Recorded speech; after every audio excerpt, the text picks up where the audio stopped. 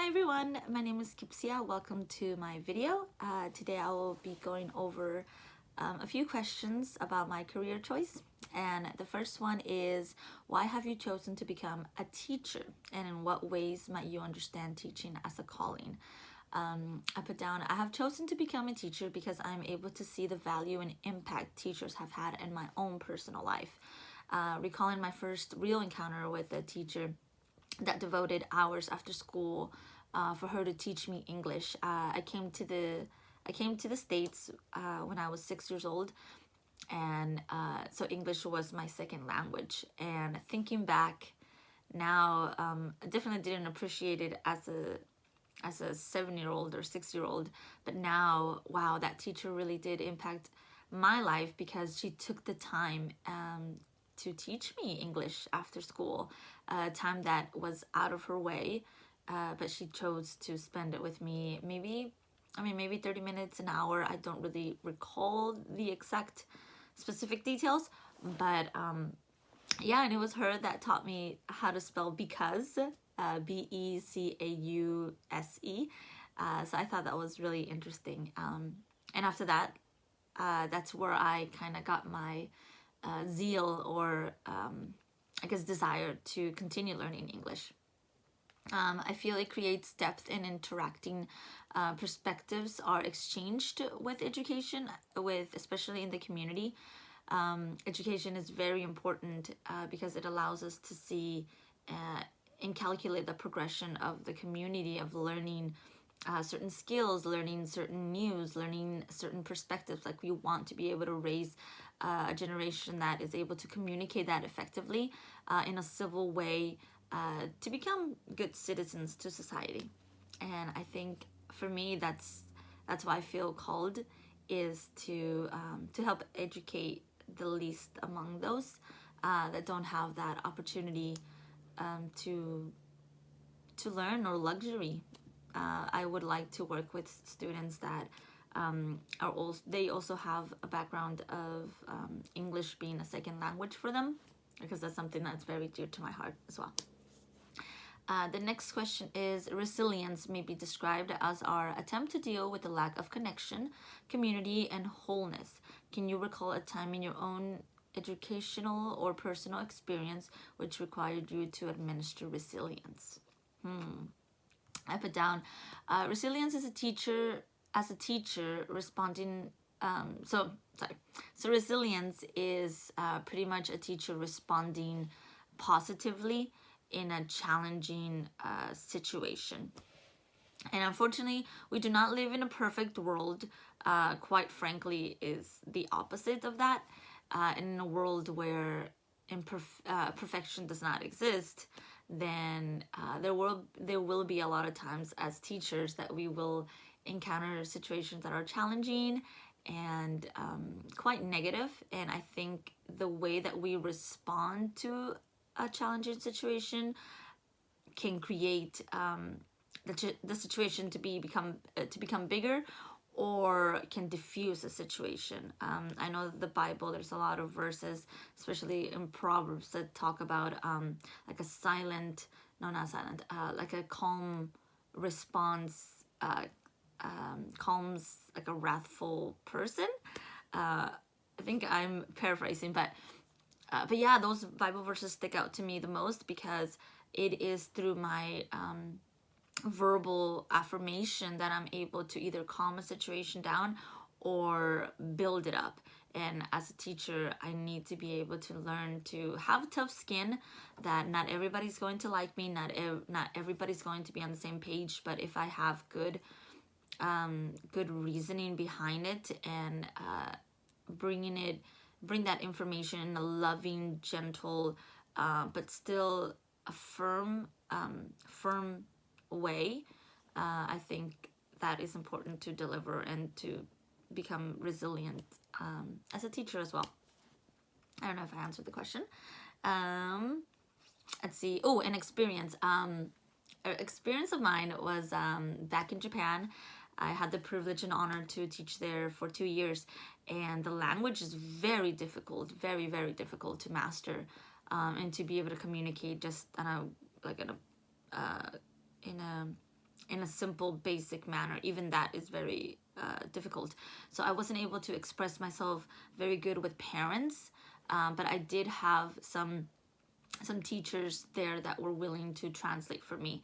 And for me, I had to learn how to be calm and patient and be able to work with them at the same time in translating what I needed to translate. So that's one of my experiences in that department. And then the question number 3, what might be some ways that you anticipate having to exercise resilience as a teacher?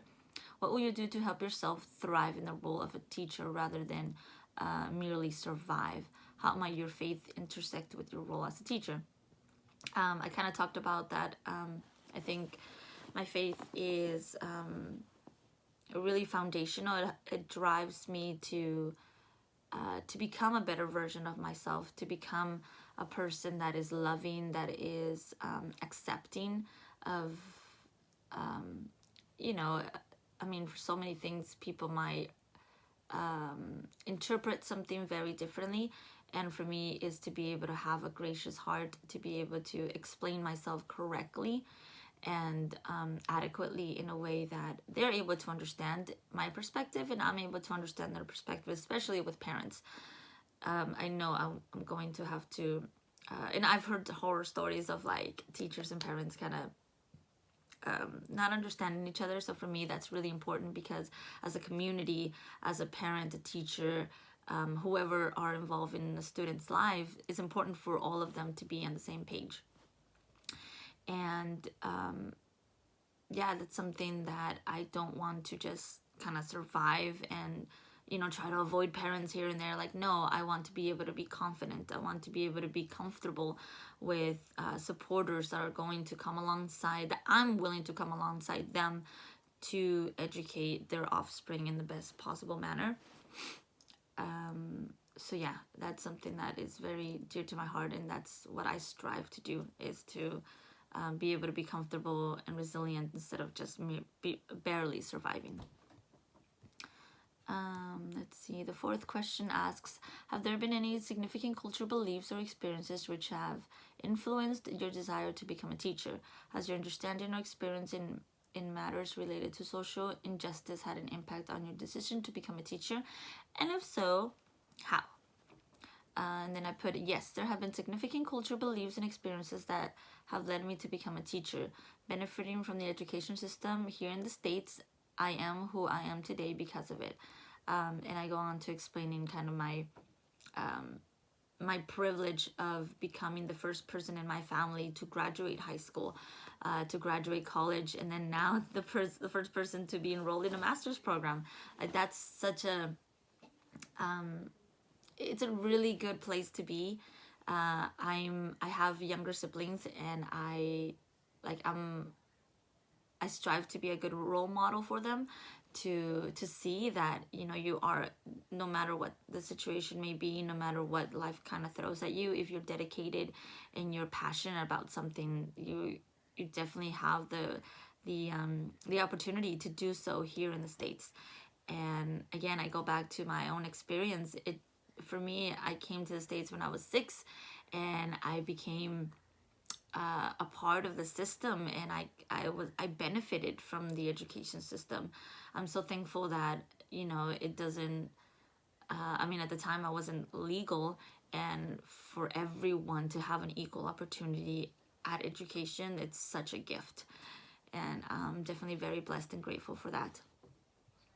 And then I go on to saying, some negative ideas and stereotypes have risen in the previous years about not being a good contribution in society, and I'm more talking about the Hispanic community of being called just negative terms, I guess. And for me, I want to be able to educate people that not all Mexicans are that way, not all Hispanics get addicted to drugs or are cholos and are causing mayhem. Like, no, I want to be able to break that stereotype and say there are some specifically Hispanics, more specifically Mexicans, that want to come better themselves and be good civilians and be good be good contributors to society. And that's something for me, that's what I want to do, and that's what I'm striving to do, to break that stereotype of, you know, everybody that comes illegally is just causing mayhem here. But no, in reality, they're just trying to better themselves and their family, to be the best person that they can be. And then the last question, how might your current educational philosophy have been impacted by your own educational experience in K to 12? And then by your experience thus far as APU. When I had the great opportunity to teach in Japan, my philosophy of teaching was to create a fun, safe learning environment. Like, that's something that a lot of teachers strive to. You know, you want to be the cool teacher. You want to be that teacher that students are very excited to go into class. So for me, I spent a lot of time perfecting the curriculum and creating a fun lesson plan, that I forgot to see each student individually, to see their strengths and their weaknesses, to assess how I needed to mold my lesson plan to best fit for them. But instead, my mentality was, no, how can I make it fun? How can I make it attractive? How can I, you know, implement this game and implement this idea, without really recognizing that it was not about being fun. It's not about, I mean, those things are, you know, there are good contributors, good factors to have, but the main thing should be how what am I teaching is being captured by their strengths. How are they learning? How, you know, if this student needs help with you know, with vocabulary, I need to strive, I need to create tools to help that student. Or if this student is struggling with another area, how am I molding my lesson to best fit their needs? So that's something that I've been learning a lot at APU, you know, through the students with disabilities, the students with IEPs, students with EL learners. Like, that's something that a classroom is made up of a variety of students, and I need to learn how to accommodate all of them.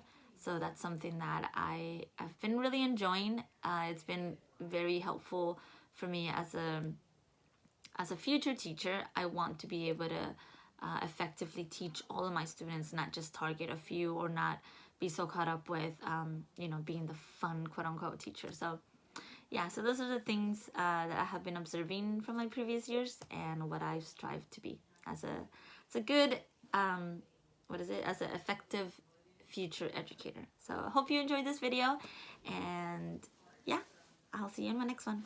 Bye.